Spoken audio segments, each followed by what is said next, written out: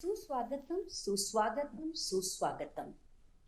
अपने दूरदर्शी एवं अभिनव दृष्टिकोण से भारत को नई ऊंचाइयों पर ले जाने के लिए सतत प्रयत्नशील परम आदरणीय प्रधानमंत्री जी, आपके द्वारा विकसित भारत निर्माण के संकल्प को सिद्ध करने की दिशा में अमृत भारत स्टेशन योजना के अंतर्गत रेलवे स्टेशनों को पुनर्विकसित कर उनका कायाकल्प किया जा रहा है और इसी क्रम में आज पूरे भारतवर्ष में 508 रेलवे स्टेशनों के पुनर्विकास की आधारशिला रखी जा रही है। इस कार्यक्रम को प्रारंभ करने के लिए मैं सर्वप्रथम माननीय रेल संचार इलेक्ट्रॉनिक्स एवं सूचना प्रौद्योगिकी मंत्री श्री अश्विनी वैष्णव जी से स्वागत संबोधन के लिए अनुरोध करती हूँ। परम आदरणीय प्रधानमंत्री श्री नरेंद्र मोदी जी, देश के विभिन्न राज्यों से जुड़े माननीय राज्यपाल एवं माननीय मुख्यमंत्री महोदय, केंद्रीय मंत्रिमंडल और विभिन्न राज्यों की मंत्री महोदय, माननीय सांसद, माननीय विधायक महोदय, उपस्थित पद्म पुरस्कार से सम्मानित महानुभाव, अध्यापक गण, छात्र, स्पोर्ट्स पर्सन्स और समाज के विभिन्न क्षेत्रों से जुड़े प्रबुद्ध नागरिक और मीडिया के सभी साथी, आप सबका इस ऐतिहासिक समारोह में हार्दिक स्वागत करता हूं। माननीय प्रधानमंत्री जी का रेलवे से एक भावनात्मक जुड़ाव रहा है। उन्होंने रेलवे को यातायात के साधन से बढ़कर जन सामान्य के जीवन में बदलाव लाने का आधार माना है। रेलवे को आर्थिक विकास का माध्यम माना है। पिछले 9 वर्षों में भारतीय रेलवे में हुए अभूतपूर्व ट्रांसफॉर्मेशन प्रधानमंत्री जी की रेल विकास से राष्ट्र विकास की सोच का साक्षी है। इस वर्ष देश के हर राज्य को प्रधानमंत्री जी ने रिकॉर्ड रेल बजट का आवंटन किया है। पिछले 9 वर्षों में रेलवे को आवंटित राशि करीब 9 गुना बढ़कर इस साल 2,40,000 करोड़ रुपए की गई। प्रधानमंत्री जी का एक स्पष्ट फोकस रहा है सेफ्टी, उत्तम पैसेंजर एक्सपीरियंस और नई टेक्नोलॉजी का उपयोग। चाहे जम्मू कश्मीर में आज विश्व का सबसे ऊंचा रेलवे आर्च ब्रिज बन रहा हो, कोलकाता में हुगली नदी के नीचे मेट्रो बनने का काम हो, देश में चल रही 50 वंदे भारत सर्विसेज का काम हो, या फिर तेजी से बन रहे मुंबई से अहमदाबाद बुलेट ट्रेन प्रोजेक्ट का काम हो, प्रधानमंत्री जी के नेतृत्व में इन सब प्रोजेक्ट्स की देश भर में चर्चा है। इसी कड़ी में अमृत भारत स्टेशन की परिकल्पना भी 140 करोड़ देशवासियों की आकांक्षाओं और अपेक्षाओं को पूरा करने के संकल्प से बंधी है। माननीय प्रधानमंत्री जी का स्पष्ट मार्गदर्शन था कि स्टेशन का डिजाइन ऐसा बने जो अगले 50 वर्षों की जरूरतों के लिए उपयुक्त हो। ऐसे वर्ल्ड क्लास डिजाइन पे काम करके आज 508 स्टेशन का फाउंडेशन स्टोन माननीय प्रधानमंत्री जी ले करेंगे। इसीलिए आज हर स्टेशन का पुनर्विकास इस तरह से हो रहा है कि शहर के दोनों भागों को जोड़े, स्टेशन सिटी सेंटर के रूप में उभरे, मल्टी मॉडल ट्रांसपोर्ट सुविधाएं हो, city bus, metro, car, bike, पैदल यात्री सभी आसानी से आ जा सके, नई अर्बन स्पेसेस बने जो नागरिकों को नई सुविधाएं दे सके। हर स्टेशन पर रूफ प्लाजा हो जहां पर वोकल फॉर लोकल और वन स्टेशन वन प्रोडक्ट के माध्यम से स्थानीय क्राफ्ट्समैन को नए अवसर मिले। ये हमारे लिए सौभाग्य की बात है कि माननीय प्रधानमंत्री जी आज पूरे देश में अपने विजन पर आधारित 508 अमृत भारत स्टेशनों का शिलान्यास करेंगे। सबका साथ, सबका विकास, सबका विश्वास और सबका प्रयास के मूल मंत्र पर आधारित ये नए स्टेशन सभी नागरिकों को डिग्निटी ऑफ ट्रैवल प्रदान करेंगे। कुल 24,500 करोड़ रुपए की लागत से बन रहे इन स्टेशनों पर बच्चे, माताएं, वरिष्ठ नागरिक, दिव्यांगजन, इन सब की जरूरतों को ध्यान में रखकर सुविधाएं दी जाएंगी। इतना ही नहीं, स्टेशन भवनों का डिजाइन स्थानीय संस्कृति और विरासत से प्रेरित होगा। माननीय प्रधानमंत्री जी का सदैव मार्गदर्शन रहता है कि विरासत भी विकास भी। आज भारत में वर्ल्ड क्लास इंफ्रास्ट्रक्चर का निर्माण हो रहा है। देश के कोने कोने तक कनेक्टिविटी को बढ़ाने के लिए रोडवेज, रेलवेज, एयरवेज, हाईवेज और वाटरवेज का विस्तृत नेटवर्क बन रहा है। भारत को विकसित देश बनाने के सपने की एक मजबूत नींव है। इस बड़े बदलाव के पीछे प्रधानमंत्री जी की दूरगामी सोच है। माननीय प्रधानमंत्री जी, इस अमृत काल में भारत को विकसित राष्ट्र बनाने के आपके प्रण को साकार करने के लिए हम सभी कृत संकल्प हैं। 21वीं सदी के भारत की विकास यात्रा को आगे बढ़ाने के लिए हम सभी तैयार हैं। एक बार फिर से प्रधानमंत्री जी, आपको और सभी उपस्थित महानुभावों का मैं अभिनंदन करता हूं और हार्दिक आभार करता हूं। जय हिंद, धन्यवाद। धन्यवाद माननीय मंत्री जी। आज के इस कार्यक्रम के माध्यम से देश में रेलवे इंफ्रास्ट्रक्चर के एक नए युग का आरंभ होने जा रहा है। 508 रेलवे स्टेशनों को विश्व स्तरीय बनाने के क्रम में जिन सुविधाओं का सृजन किया जा रहा है, आइए नजर डालते हैं इसकी झलक दिखाती एक लघु फिल्म पर।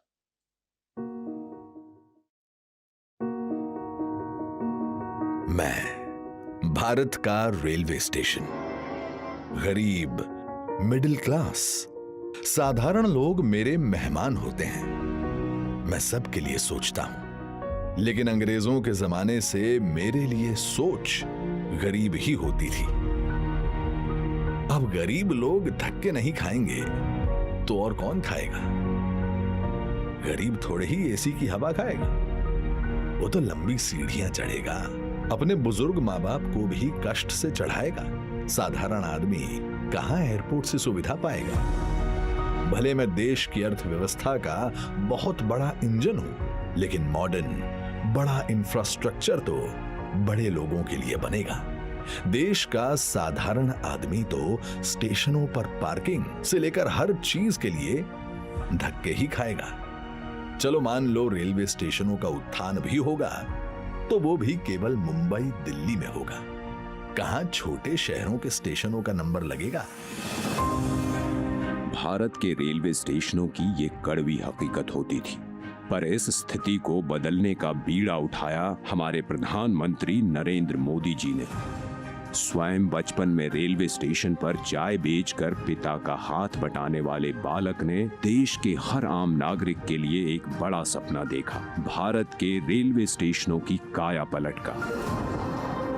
देश के 3 रेलवे स्टेशनों को बदलकर ये यात्रियों के सामने नए भारत की संकल्प शक्ति दिखा चुके हैं। गांधीनगर का कैपिटल स्टेशन, भोपाल का रानी कमलापति स्टेशन और बेंगलुरु का सर एम विश्वेश्वरैया स्टेशन। इसी राह पर पूरे देश के 508 रेलवे स्टेशनों का पुनर्विकास होने जा रहा है। देखिए इस नक्शे को। देश भर में आकांक्षाओं तक पहुंचेगी ये क्रांति, जो कि प्रेरणा होगी अमृत काल में हर क्षेत्र के बाकी स्टेशनों के लिए।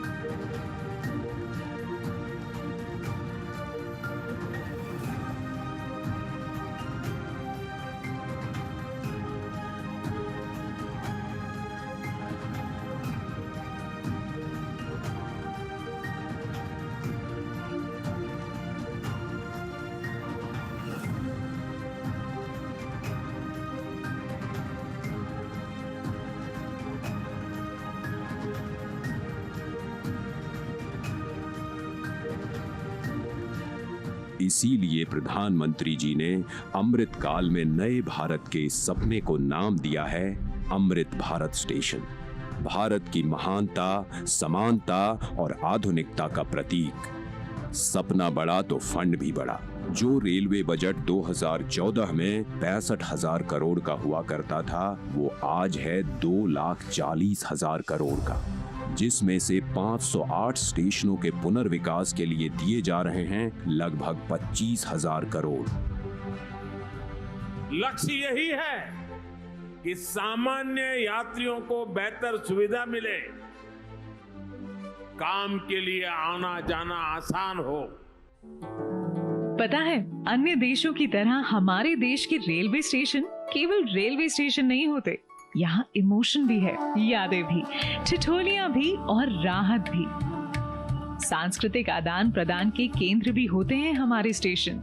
इतनी महान संस्कृति एवं वास्तुकला को अब प्रदर्शित करेंगे हमारे नए अमृत रेलवे स्टेशन, ताकि यहाँ खींचे जाने वाली हर सेल्फी के साथ भारत और जुड़े और जिए और खिले।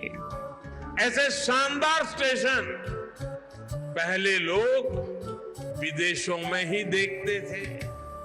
अब भारत में भी ऐसे स्टेशन बन रहे हैं। तो अब हमारे स्टेशन होंगे जानदार भी और शानदार भी। यहाँ एयरपोर्ट्स की तरह मल्टी लेवल पार्किंग होगी, प्रवेश निकास के अलग अलग द्वार होंगे। यहाँ सुंदर एग्जीक्यूटिव लॉन्ज, यात्री प्रतीक्षालय होंगे। यहाँ सीसीटीवी से निगरानी होगी, फ्री वाईफाई होगा। और सोचिए, लिफ्ट और एस्केलेटर से कितने बुजुर्गों, दिव्यांगों की यात्रा सुखद होंगी। अब दिव्यांगों की सुविधा के लिए हमारे स्टेशनों पर ब्रेल लिपि वाले साइनेज भी होंगे। पर्यावरण को भी पीछे नहीं छोड़ेंगे हमारे अमृत स्टेशंस। ये सभी इमारतें बनेंगी ग्रीन बिल्डिंग मापदंडों के अनुसार और समुचित प्रकाश व्यवस्था से युक्त होंगे स्टेशंस। और सभी स्टेशनों में दोनों ओर सुनिश्चित की जाएगी कनेक्टिविटी। ये नए विकसित स्टेशन सिर्फ स्टेशनों को ही नहीं, पूरे शहर को मॉडर्न इंफ्रास्ट्रक्चर देंगे। ये स्टेशन सिर्फ रेलवे की सुविधाओं तक सीमित नहीं रहेगा, बल्कि ये मल्टी मॉडल कनेक्टिविटी का भी हब होगा। यानी बस हो, मेट्रो हो, टैक्सी हो, ऑटो हो, यातायात के हर साधन यहाँ एक ही छत के नीचे कनेक्टेड होंगे। यात्रियों की सुविधा और बेहतर मार्गदर्शन के लिए एक समान साइनेज लगाए जाएंगे। अमृत स्टेशन आइकॉनिक स्ट्रक्चर के साथ सिटी सेंटर भी बनेंगे। यहाँ होंगे भव्य रूफ प्लाजा, शॉपिंग कॉम्प्लेक्सेस, बच्चों के लिए गेमिंग जोन, फूड कोर्ट्स। अमृत स्टेशन के जरिए ये सारी खुशियां और सुविधाएं छोटे शहरों के लोगों का भी अधिकार होंगी। प्रधानमंत्री जी के परिश्रम पर देश के विश्वास का प्रतीक अमृत भारत स्टेशन। आज का भारत जो ठानता है वो कर दिखाता है। उस आत्मविश्वास का प्रतीक अमृत भारत स्टेशन।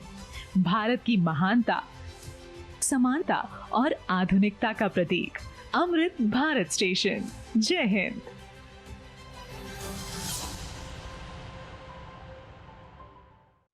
प्रधानमंत्री जी से आग्रह करती हूँ कि वे रिमोट का बटन दबाकर 508 अमृत भारत स्टेशनों के पुनर्विकास का शिलान्यास करें।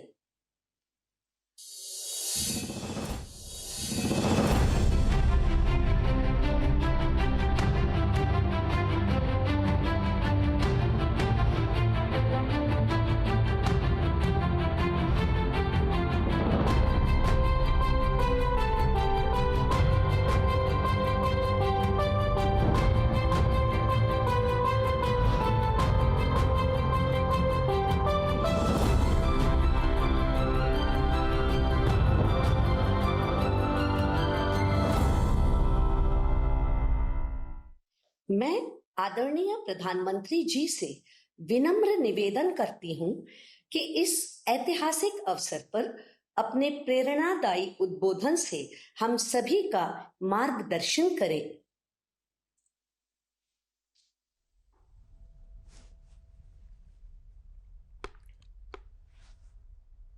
नमस्कार। देश के रेल मंत्री श्री अश्विनी वैष्णव जी कार्यक्रम में देश के कोने कोने से जुड़े केंद्रीय मंत्रिमंडल के अन्य सदस्य, विभिन्न राज्यों के गवर्नर, मुख्यमंत्रीगण, राज्य मंत्रिमंडल के मंत्रीश्री, सांसदगण, विधायकगण, अन्य सभी महानुभाव और मेरे प्यारे भाइयों और बहनों, विकसित होने के लक्ष्य की तरफ कदम बढ़ा रहा भारत अपने अमृत काल के प्रारंभ में है। नई ऊर्जा है, नई प्रेरणा है, नए संकल्प है। इसी आलोक में आज भारतीय रेल के इतिहास में भी एक नए अध्याय की शुरुआत हो रही है। भारत के करीब 1300 प्रमुख रेलवे स्टेशन अब अमृत भारत रेलवे स्टेशन के तौर पर विकसित किए जाएंगे। उनका पुनर्विकास होगा, आधुनिकता के साथ होगा।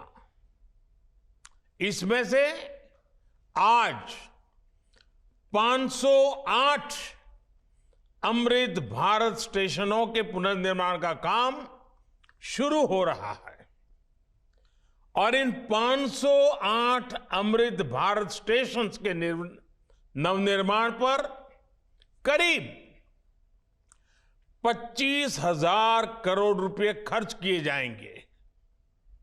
आप कल्पना कर सकते हैं, ये देश के इंफ्रास्ट्रक्चर के लिए, रेलवे के लिए और सबसे बड़ी बात है मेरे देश के सामान्य नागरिकों के लिए ये कितना बड़ा अभियान होने वाला है।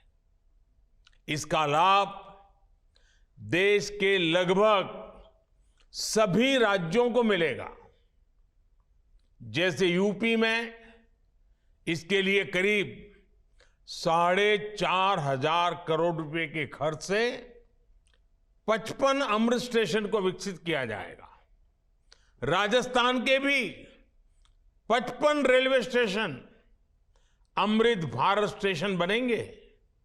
एमपी में 1,000 करोड़ रुपए के खर्च से 34 स्टेशन का कायाकल्प होने वाला है। महाराष्ट्र में 44 स्टेशन के विकास के लिए 1,500 करोड़ रुपए से ज्यादा खर्च होंगे। तमिलनाडु, कर्नाटका और केरला के भी प्रमुख स्टेशंस को अमृत भारत स्टेशन के रूप में विकसित किया जाएगा। मैं अमृत काल के प्रारंभ में इस ऐतिहासिक अभियान के लिए रेल मंत्रालय की सराहना करता हूं और सभी देशवासियों को बधाई देता हूं। साथियों, आज पूरी दुनिया की दृष्टि भारत पर है। वैश्विक स्तर पर भारत की साख बढ़ी है।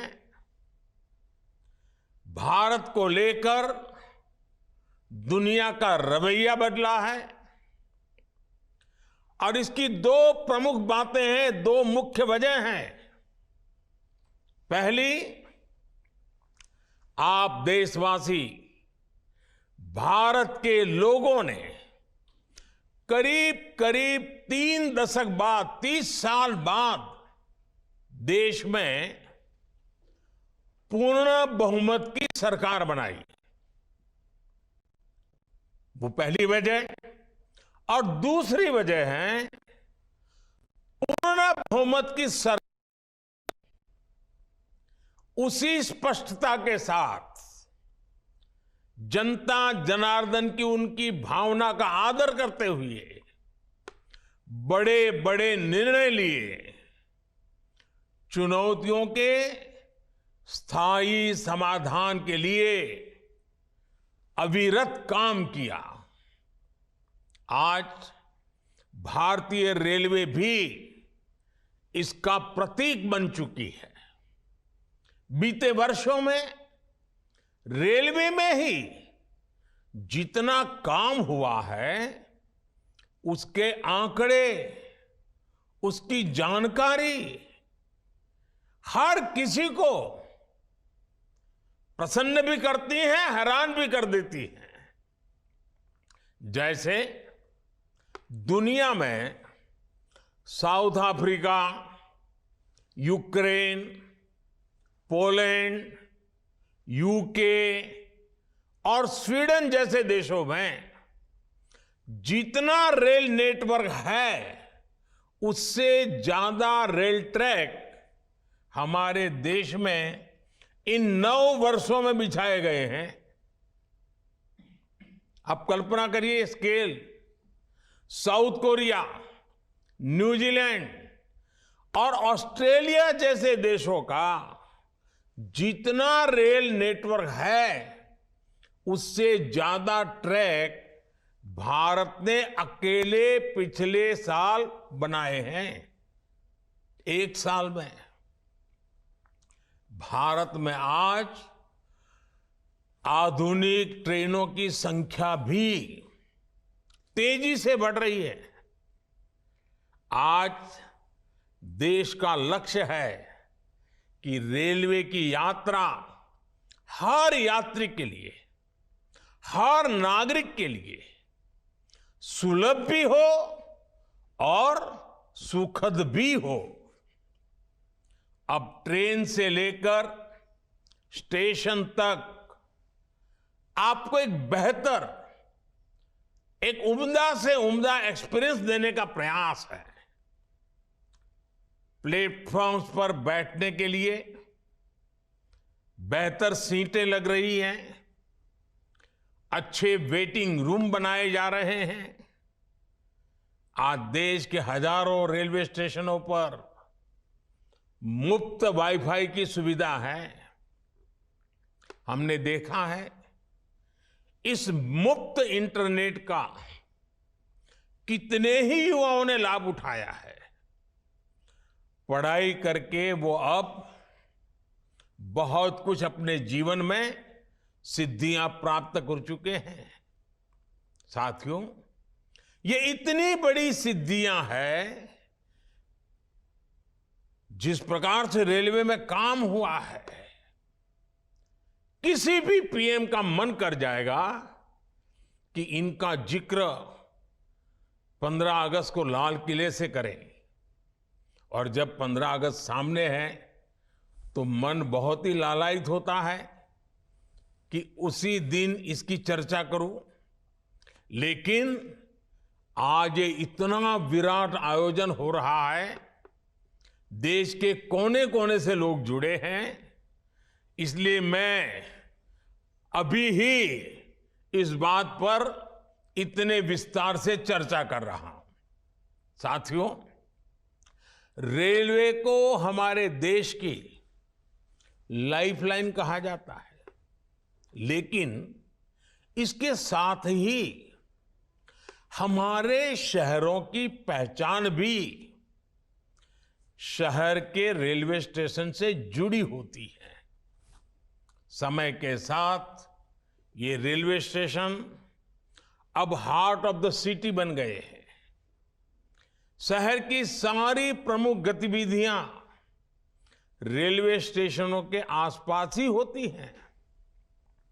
इसलिए आज बहुत आवश्यक है कि हमारे रेलवे स्टेशनों को नए आधुनिक स्वरूप में ढाला जाए। रेलवे की जगह का ऑप्टिमम यूटिलाइजेशन किया जाए। साथियों, जब देश में इतने सारे नए आधुनिक स्टेशन बनेंगे तो उससे विकास को लेकर एक नया माहौल भी बनेगा। देसी विदेशी कोई भी पर्यटक जब ट्रेन से इन आधुनिक स्टेशनों पर पहुंचेगा तो राज्य की, आपके शहर की पहली तस्वीर उसे जरूर प्रभावित करेगी, वो यादगार बन जाती है। आधुनिक सेवाओं के कारण पर्यटन को बढ़ावा मिलेगा, स्टेशन के आसपास अच्छी व्यवस्थाएं होने से आर्थिक गतिविधियों को भी बढ़ावा मिलेगा। सरकार ने स्टेशनों को शहर और राज्यों की पहचान से जोड़ने के लिए वन स्टेशन वन प्रोडक्ट योजना भी शुरू की है। इससे पूरे इलाके के लोगों को, कामगारों और कारीगरों को फायदा होगा, साथ ही जिले की ब्रांडिंग भी होगी। साथियों, आजादी के अमृत काल में देश ने अपनी विरासत पर गर्व का भी संकल्प लिया है। ये अमृत रेलवे स्टेशन उसके भी प्रतीक बनेंगे, हमें गर्व से भर देंगे। इन स्टेशंस में देश की संस्कृति और स्थानीय विरासत की झलक दिखेगी। जैसे जयपुर रेलवे स्टेशन में हवा महल, आमेर फोर्ट जैसी राजस्थान की धरोहरों की झलक होगी। जम्मू कश्मीर का जम्मू तवी रेलवे स्टेशन प्रसिद्ध रघुनाथ मंदिर से प्रेरित होगा। नागालैंड के दिमापुर स्टेशन पर वहां की 16 जनजातियों की लोकल वास्तुकला दिखाई देगी। हर अमृत स्टेशन शहर की आधुनिक आकांक्षाओं और प्राचीन विरासत का प्रतीक बनेगा। देश के विभिन्न ऐतिहासिक स्थलों और तीर्थ स्थानों को जोड़ने के लिए इन दिनों देश में एक भारत गौरव यात्रा ट्रेन, भारत गौरव टूरिस्ट ट्रेन भी चल रही है। शायद आपके ध्यान में आया होगा, उसको भी मजबूती दी जा रही है। साथियों, किसी भी व्यवस्था को ट्रांसफॉर्म करने के लिए जरूरी होता है कि हम उसके पोटेंशियल को पहचानें। भारतीय रेल में तो ग्रोथ को रफ्तार देने का अपार पोटेंशियल है। इसी सोच के साथ बीते 9 वर्षों में हमने रेलवे में रिकॉर्ड इन्वेस्टमेंट किया है। इस साल के रेलवे को 2.5 लाख करोड़ रुपए से ज्यादा का बजट दिया गया है। ये बजट 2014 की तुलना में 5 गुना ज्यादा है। आज एक होलिस्टिक सोच के साथ रेलवे के समग्र विकास के लिए काम हो रहा है। इन 9 वर्षों में लोकोमोटिव्स उत्पादन में भी 9 गुना की वृद्धि हुई है। आज देश में पहले की अपेक्षा 13 गुना ज्यादा HLB कोच बन रहे हैं। साथियों, नॉर्थ ईस्ट में रेलवे के विस्तार को भी हमारी सरकार ने प्राथमिकता दी है। रेलवे लाइनों का दोहरीकरण हो, गेज परिवर्तन हो, इलेक्ट्रिफिकेशन हो, नए रूट्स का निर्माण हो, इस पर तेजी से काम किया जा रहा है। जल्द ही पूर्वोत्तर के सभी राज्यों की राजधानियां रेलवे नेटवर्क से जुड़ जाएगी। नागालैंड में 100 साल बाद दूसरा रेलवे स्टेशन बना है। नॉर्थ ईस्ट में नई रेल लाइनों की कमीशनिंग भी पहले के मुकाबले 3 गुना ज्यादा हो रही है। साथियों, पिछले 9 वर्षों में 2200 किलोमीटर डेडिकेटेड फ्रेट कॉरिडोर भी बनाए गए हैं। इसकी वजह से माल गाड़ियों के ट्रेवल टाइम में काफी कमी आई है। दिल्ली एनसीआर से वेस्टर्न पोर्ट तक, चाहे गुजरात के समुद्री तट हो या महाराष्ट्र का समुद्री तट हो, पहले से जो सामान ट्रेन से पहुंचाने में एवरेज औसतन 72 घंटे लगते थे, आज वही लगेज, वही सामान, वही गुड्स 24 घंटे में पहुंच जाता है। ऐसे ही दूसरे रूट्स पर भी टाइम में 40% की कमी आई है। ट्रैवल टाइम में कमी आने का मतलब है कि मालगाड़ियों की गति बढ़ी है और सामान भी अब ज्यादा तेजी से पहुंच रहा है। इसका बड़ा लाभ हमारे उद्यमियों, कारोबारियों और खास करके हमारे किसान भाई बहनों को हो रहा है। हमारी फल सब्जियां अब ज्यादा तेजी से देश के एक कोने से दूसरे कोने तक जा रही है। जब देश में इस तरह का ट्रांसपोर्टेशन तेज होगा तो उतनी ही तेजी से भारत के जो उत्पाद है, हमारे छोटे मोटे कारीगर, हमारे लघु उद्योग जो कुछ भी उत्पादन करते हैं, वो सामान विश्व बाजार में भी तेजी से पहुंचेगा। साथियों, आप सभी ने देखा है कि पहले रेलवे ओवरब्रिज का कम होने के कारण कितनी दिक्कतें आती थी। 2014 से पहले देश में 6000 से भी कम रेलवे ओवरब्रिज और अंडरब्रिज थे। आज ओवरब्रिज और अंडरब्रिज की ये संख्या 10,000 से ज्यादा हो गई है। देश में बड़ी लाइन पर मानव रहित क्रॉसिंग की संख्या भी शून्य हो चुकी है। रेलवे और रेलवे प्लेटफॉर्म पर यात्री सुविधाओं के निर्माण में आज बुजुर्गों की, दिव्यांगजनों की जरूरतों का विशेष ध्यान रखा जा रहा है। साथियों, हमारा जोर भारतीय रेलवे को आधुनिक बनाने के साथ ही पर्यावरण फ्रेंडली बनाने पर भी है।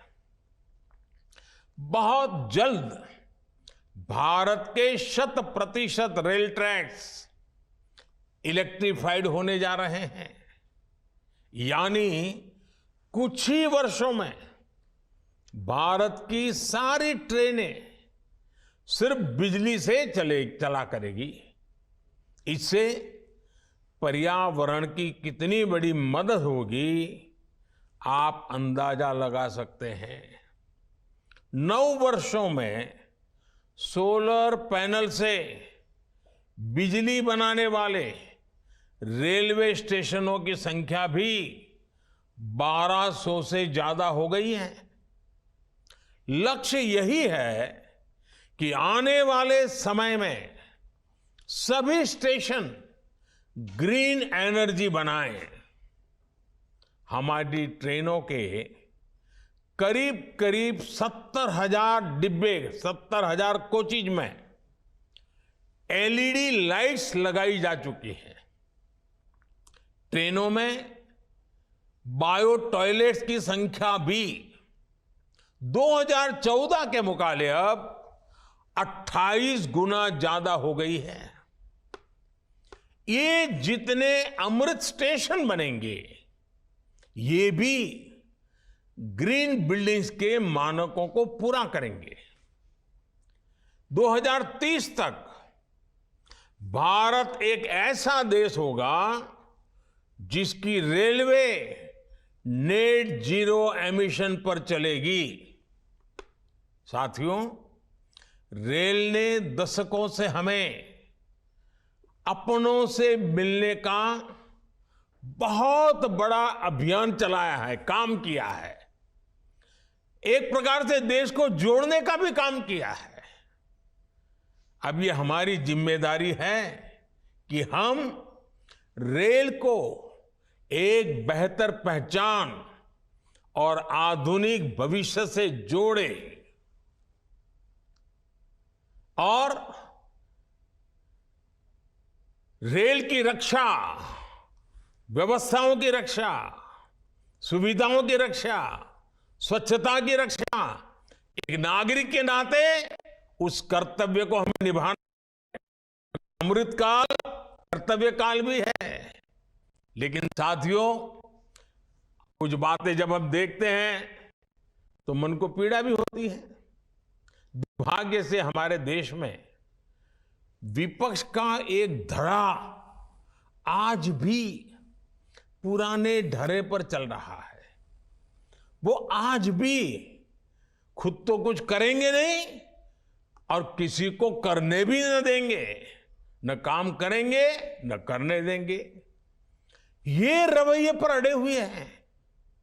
देश ने आज की और भविष्य की जरूरतों की चिंता करते हुए संसद की आधुनिक इमारत बनवाई। संसद देश के लोकतंत्र की प्रतीक होती है। उसमें पक्ष विपक्ष सबका प्रतिनिधित्व होता है, लेकिन विपक्ष के इस धड़े ने संसद की नई इमारत का भी विरोध किया। हमने कर्तव्य पथ का विकास किया तो उसका भी विरोध किया गया। इन लोगों ने 70 साल तक देश के वीर शहीदों के लिए वॉर मेमोरियल तक नहीं बनाया। जब हमने नेशनल वॉर मेमोरियल बनाया, उसका निर्माण किया, तो इसकी भी सरेआम आलोचना करते उनको शर्म नहीं आई। सरदार वल्लभ भाई पटेल का स्टैच्यू ऑफ यूनिटी आज दुनिया की सबसे बड़ी मूर्ति है। हर हिंदुस्तानी को गर्व होता है।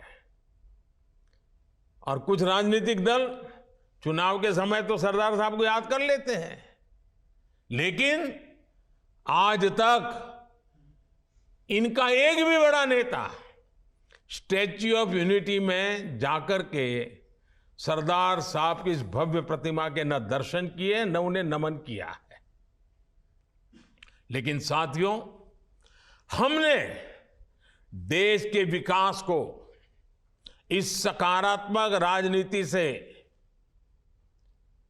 आगे बढ़ाने का फैसला किया है और इसलिए नकारात्मक राजनीति से ऊपर उठकर सकारात्मक राजनीति के मार्ग पर एक मिशन के रूप में हम चल रहे हैं। किस राज्य में किसकी सरकार है, कहां किसका वोट बैंक है, इस सब से ऊपर उठकर हम पूरे देश में विकास को सर्वोच्च प्राथमिकता दे रहे हैं। सबका साथ सबका विकास, ये धरती पर चरितार्थ करने के लिए जी जान से जुटे हैं। साथियों, पिछले वर्षों में रेलवे युवाओं को जॉब देने का भी बहुत बड़ा जरिया बनी है। करीब 1.5 लाख से ज्यादा युवाओं को अकेले रेलवे में पक्की नौकरी मिली है। इसी तरह इंफ्रास्ट्रक्चर पर लाखों करोड़ के निवेश से लाखों युवाओं को रोजगार मिल रहा है। इस समय केंद्र सरकार 10 लाख युवाओं को नौकरी देने का अभियान भी चला रही है। रोजगार मेलों में लगातार युवाओं को नियुक्ति पत्र मिल रहे हैं। ये बदलते भारत की वो तस्वीर है जिसमें विकास युवाओं को नए अवसर दे रहा है और युवा विकास को नए पंख लगा रहे हैं। साथियों, आज इस कार्यक्रम में बहुत सारे स्वतंत्रता सेना भी हमें आशीर्वाद देने के लिए उपस्थित है। कई पद्म सम्मान प्राप्त महानुभाव भी इस कार्यक्रम की शोभा बढ़ा रहे हैं। हर भारतीय के लिए अगस्त महीना बहुत विशेष महीना होता है। ये महीना क्रांति का महीना है, कृतज्ञता का महीना है, कर्तव्य भावना का माह है। अगस्त में कितने ही ऐतिहासिक दिवस आते हैं जिन्होंने भारत के इतिहास को नई दिशा दी और आज भी हमें प्रेरित करते हैं। कल 7 अगस्त को पूरा देश स्वदेशी आंदोलन को समर्पित नेशनल हैंडलूम डे मनाएगा। 7 अगस्त की ये तारीख हर भारतीय के लिए वोकल फॉर लोकल होने के संकल्प को दोहराने का दिन है। कुछ ही दिनों बाद गणेश चतुर्थी का पवित्र पर्व भी आने वाला है। हमें अभी से इको फ्रेंडली गणेश चतुर्थी की तरफ जाना है। हम कोशिश करें कि गणपति बप्पा की प्रतिमाएं इको फ्रेंडली मटेरियल्स की बनी हो। ये वर्ष हमारे स्थानीय कारीगरों, हमारे हस्तशिल्पियों और हमारे छोटे उद्यमियों के बनाए उत्पादों को खरीदने की प्रेरणा देता है। साथियों, 7 तारीख के एक दिन बाद 9 अगस्त आ रही है। 9 अगस्त वो तारीख है जब ऐतिहासिक फिट इंडिया मूवमेंट की शुरुआत हुई थी। महात्मा गांधी ने मंत्र दिया था और क्विट इंडिया मूवमेंट ने स्वतंत्रता की तरफ भारत के कदमों में नई ऊर्जा पैदा कर दी थी। इसी से प्रेरित होकर आज पूरा देश हर बुराई के लिए कह रहा है क्विट इंडिया। चारों तरफ एक ही गूंज है, करप्शन क्विट इंडिया, यानी भ्रष्टाचार इंडिया छोड़ो। डायनेस्टी क्विट इंडिया, यानी परिवारवाद इंडिया छोड़ो। अपीजमेंट क्विट इंडिया, यानी तुष्टीकरण इंडिया छोड़ो। साथियों, उसके बाद 15 अगस्त की पूर्व संध्या 14 अगस्त का विभाजन विभीषिका स्मरण दिवस, जब मां भारती के 2 टुकड़े हो गए थे। एक ऐसा दिन है जो हर भारतीय की आंखों को नम कर देता है। ये उन अनगिनत लोगों को याद करने का दिन है जिन्होंने भारत के बंटवारे की बड़ी कीमत चुकाई। ये उन परिवारों के प्रति एकजुटता को दिखाने का, जिन्होंने अपना सब कुछ खो दिया और फिर भी साहस के साथ मां भारती के लिए अपनी श्रद्धा को लेते हुए जीवन को पटरी पर लेने के लिए जूझते रहे। आज ये अपने परिवार, अपने देश के हित में, देश के विकास में महत्वपूर्ण योगदान दे रहे हैं। और साथियों, 14 अगस्त विभाजन विभीषिका दिवस, मां भारती के टुकड़ों का वो दिन हमें भविष्य में मां भारती को एक रखने की जिम्मेवारी भी देता है। अब इस देश को किसी भी तरह से कोई नुकसान न हो पाए, ये संकल्प करने का समय भी ये विभाजन विभीषिका दिवस 14 अगस्त है। साथियों, देश का हर बच्चा, बुजुर्ग, सब कोई 15 अगस्त का इंतजार करता है। और हमारा 15 अगस्त, हमारा स्वतंत्रता दिवस, हमारे तिरंगे और हमारे राष्ट्र की प्रगति के प्रति हमारी प्रतिबद्धता को दोहराने का समय है। पिछले साल की तरह ही इस बार भी हमें हर घर तिरंगा फहराना है। हर घर तिरंगा, हर दिल तिरंगा, हर मन तिरंगा, हर मकसद तिरंगा, हर सपना तिरंगा, हर संकल्प तिरंगा। मैं देख रहा हूं कि अनेक साथी आजकल सोशल मीडिया पर अपनी तिरंगे वाली डीपी अपडेट कर रहे हैं। हर घर तिरंगा के उद्घोष के साथ फ्लैग मार्च भी निकाल रहे हैं। मैं आज सभी देशवासियों से, विशेष रूप से युवाओं को, हर घर तिरंगे इस आंदोलन से जुड़ने का और इसका प्रचार प्रसार करने का भी आग्रह करता हूं। साथियों, लंबे समय तक हमारे देश के लोग यही सोचते थे कि वो जो टैक्स चुका रहे हैं उसका कोई मतलब नहीं है। उन्हें लगता था कि उनकी मेहनत से कमाए हुए पैसों को भ्रष्टाचार में उड़ा दिया जाएगा। लेकिन हमारी सरकार ने इस धारणा को बदल दिया। आज लोगों को महसूस होता है कि उनके पैसे का पाई पाई का उपयोग राष्ट्र के निर्माण में हो रहा है। सुविधाएं बढ़ रही हैं, ईज ऑफ लिविंग बढ़ रही है। जो मुसीबतें आपको झेलनी पड़ी वो आपके बच्चों को झेलनी न पड़े, उसके लिए दिन रात काम हो रहा है। इसका परिणाम यह है कि टैक्स भरने वाले लोगों की विकास के प्रति एक विश्वास बढ़ा है और उसके कारण टैक्स देने वालों की संख्या भी बढ़ रही है।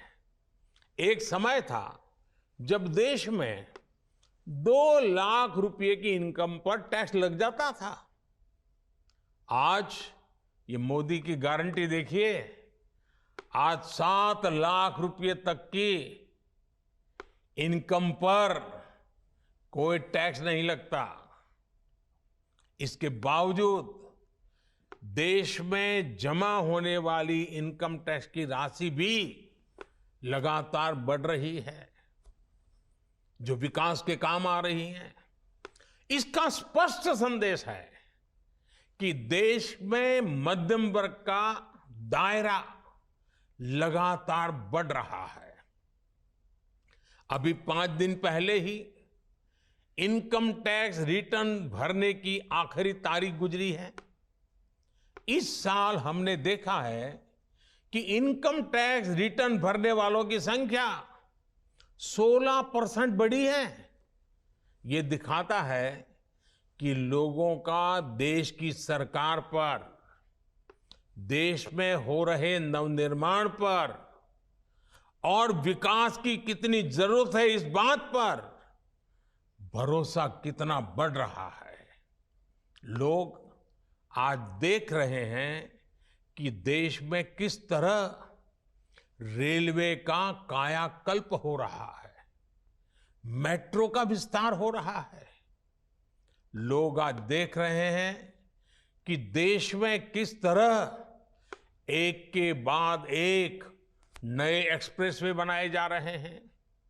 लोग आज देख रहे हैं कि देश में किस तरह तेजी से नए नए एयरपोर्ट बनाए जा रहे हैं, नए नए अस्पताल बनाए जा रहे हैं, नए नए स्कूल बनाए जा रहे हैं।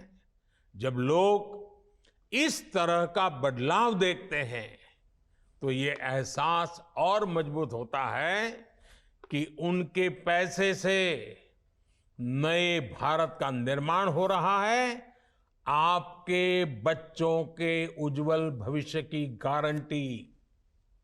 इन सब कामों में गारंटी है। हमें इस विश्वास को दिनों दिन और मजबूत करना है।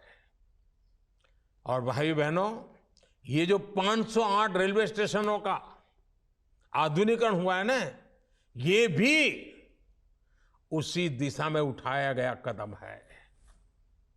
मैं आपको विश्वास दिलाता हूं, अमृत भारत स्टेशंस भारतीय रेल के इस कायाकल्प को एक नई ऊंचाई देंगे।